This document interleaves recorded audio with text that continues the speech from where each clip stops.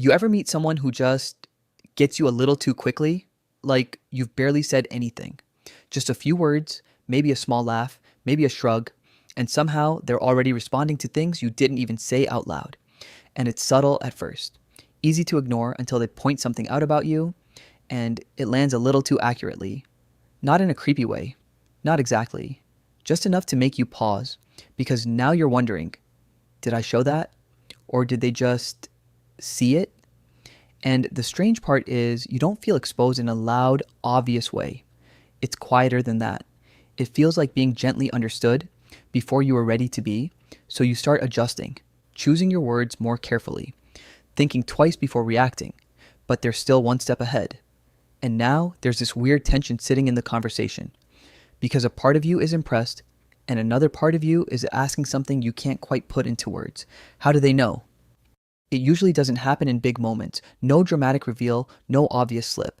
It's quieter than that. It's in the half-second pause before you answer a simple question. When your brain runs through three different versions of the truth and picks the safest one.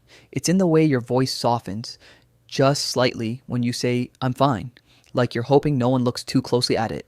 It's in that quick glance away, not because you're distracted, but because staying would say too much. Most people let that pass. They hear what you said. They nod. They move on. But then there are those moments when someone doesn't. They don't interrupt you. They don't call you out. They just adjust. Their response lands a little too precisely. Their tone shifts like they're answering something deeper than your words. And suddenly, the conversation feels different, slower, sharper, almost like you're being read in real time. That's when the discomfort creeps in. Not loud, not obvious. Just a quiet realization sitting in the background. They didn't react to what I said. They reacted to what I meant. And now you're aware of yourself in a way you weren't a second ago. Your posture, your tone, your timing, because something about that interaction makes it clear. You're not as unreadable as you thought. Not because you're doing anything wrong, but because you're human.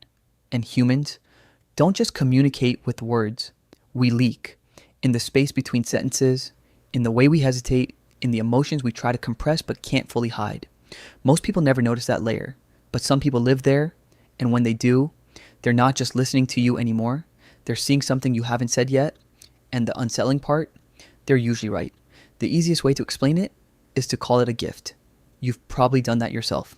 You meet someone who just knows, who reads the room, reads you, reads everything, and your brain goes, yeah, they're just naturally intuitive.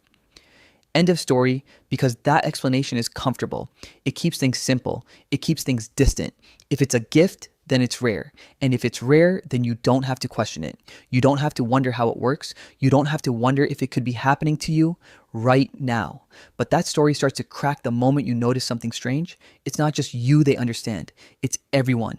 The quiet ones, the confident ones, the ones who talk too much, and the ones who barely speak at all. Different people, different personalities, same accuracy. And that's when it stops feeling like magic. Because magic is inconsistent. This isn't. This feels structured, repeatable, almost predictable, like they're not guessing, they're following something. And that's where it shifts from impressive to a little uncomfortable. Because if there's a pattern, if there's a system, then it's not happening to you. It's happening through you. Something in the way you respond, something in the way you hesitate, something in the way your words and your emotions don't fully align is leaving a trail. Not obvious, not loud, but visible enough for someone who knows where to look. Which leads to a question most people don't sit with for long. If someone can understand you this quickly, how much of you was actually hidden to begin with? And how much of you has been speaking this entire time? Just in a language you didn't realize you were using. What looks like mind reading isn't magic. It just feels like it, because you're not used to seeing what they're seeing. From the outside, it looks instant, effortless, almost unfair. But what's actually happening is quieter than that. It's pattern recognition. The kind that builds slowly, then suddenly feels obvious. You've experienced a version of this before. Like when someone says, "I'm not mad," but the way they put their phone down is just a little too sharp. Or when a friend says, "It's all good," but their replies get shorter, slower, colder. You notice something's off. You can't explain it fully, but you feel it. Now imagine someone who doesn't just feel that once in a while, but tracks it, remembers it, connects it. Over time, Those small moments start stacking. A smile that shows teeth but not the eyes. Confidence in words, but hesitation hiding underneath.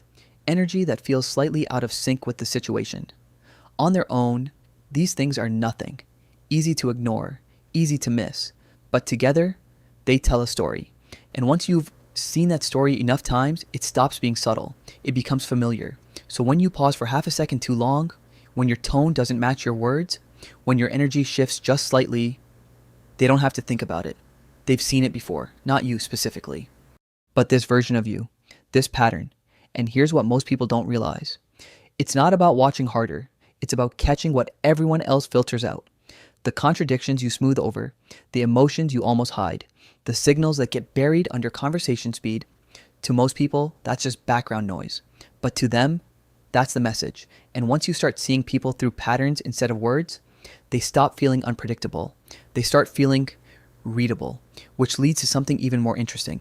If behavior follows patterns, then what else about you is repeating without you noticing? There's a reason some people pick up on these things faster than everyone else. And it's not because they sat down one day and decided to get better at reading people. It usually starts somewhere much quieter, somewhere earlier. Imagine being in a place where the mood could shift without warning, where everything feels normal until it isn't. No announcement. No clear signal. Just a tone that changes, a door that closes a little harder than usual, silence that feels heavier than it should, and somehow you learn to notice it. Not because you want to, because you have to. You start paying attention to things most people ignore, the way someone says your name, the pause before they respond, the difference between a calm moment and a calm moment that's about to break.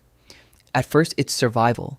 Your brain is trying to stay one step ahead, trying to predict what's coming before it gets there.